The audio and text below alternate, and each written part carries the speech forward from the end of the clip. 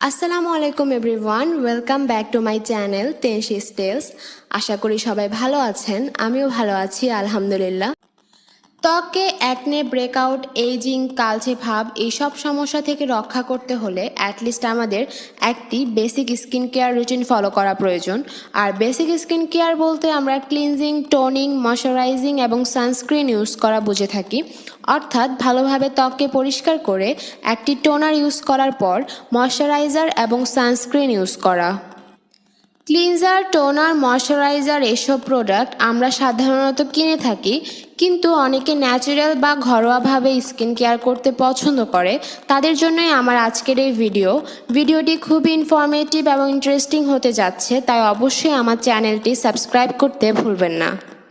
এই ভিডিওতে আমি আপনাদের সাথে শেয়ার করব কিভাবে ঘরে বসেই ক্লিনজার, ফেস ওয়াশ, টোনার এবং ময়শ্চারাইজার বানিয়ে আপনারা ইউজ করতে পারবেন। তাহলে আর বেশি কথা না বাড়িয়ে ভিডিও শুরু করা যাক। ভিডিওটি ভালো লাগলে অবশ্যই সাবস্ক্রাইব করবেন, আর লাইক, কমেন্ট এবং শেয়ার করতে ভুলবেন না। আর কমেন্টে আমাকে অবশ্যই জানাবেন নেক্সট আপনারা কী ধরনের ভিডিও দেখতে চান। প্রথমে আসি ক্লিনজার বা ফেস ওয়াশ। সারাদিনের ময়লা ত্বক থেকে পরিষ্কার করতে একটি ফেস ওয়াশ আবশ্যক। আপনারা কি জানেন র মিল্ক বা খাঁটি দুধ অত্যন্ত ভালো একটি ক্লিনজার। দুধে থাকা ল্যাকটিক অ্যাসিড আমাদের ত্বকের পোর্সকে ভালোভাবে পরিষ্কার করে ত্বকের সকল ময়লা দূর করতে সাহায্য করে। তাই এই খাঁটি দুধকে আপনারা ক্লিনজার হিসাবে ব্যবহার করতে পারেন। ক্লিনজারটি বানাতে পরিমাণ মতো দুধের সাথে 2 চা চামচ খাঁটি মধু মিশিয়ে নিন, আর এই মিশ্রণটি 1 থেকে 2 মিনিট ত্বকে মাসাজ করে ধুয়ে ফেলুন।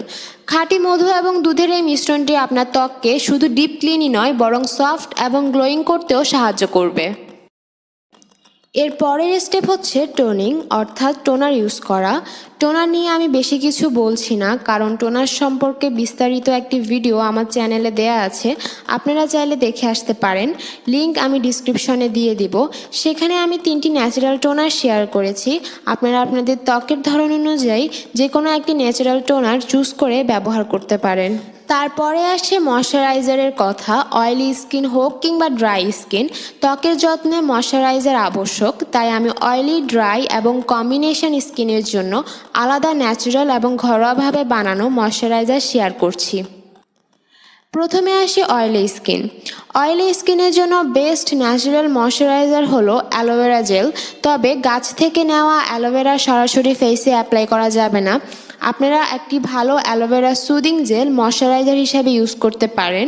এটি অয়েলি ত্বকের অয়েলকে কন্ট্রোল করে ত্বককে ময়শ্চারাইজ করতে সাহায্য করবে। এরপর আসি ড্রাই স্কিনের কথায়। যাদের এক্সট্রিম ড্রাই স্কিন, তারা ময়শ্চারাইজার হিসেবে শিয়া বাটার ব্যবহার করতে পারেন। শিয়া বাটার প্রাচীনকাল থেকেই রূপচর্চায় ব্যবহৃত হয়ে আসছে।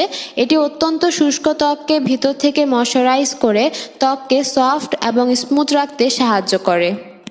এইবার আসি কম্বিনেশন স্কিনের কথায়। আমার নিজের স্কিন টাইপই কম্বিনেশন স্কিনে ময়শ্চারাইজার হিসেবে শুধু অ্যালোভেরা জেল ইউজ করলে স্কিন অনেকটা ড্রাই ফিল হয়।